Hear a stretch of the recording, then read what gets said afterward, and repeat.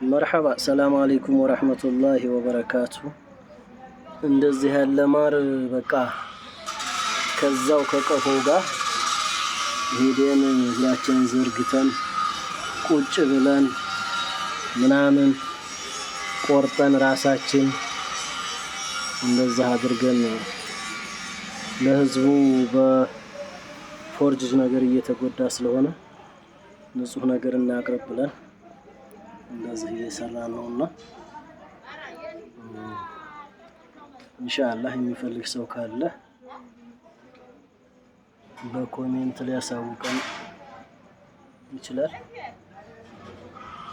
ኢንሻአላህ እንደዚህ ያለ ማር እያዘጋጀን ማለት እያዘጋጀን ሳይሆን ከቦታው ላይ እየቆረጥን ይሄር ከባለቀፎቹ ጋር ያስቆረጥን ነው። ዛሬ ይሄን እንትን ብለው በትዕዛዝ የመጣ ነውና ኢንሻአላህ ፈላጊ ካለ ይሄን ይመስላል።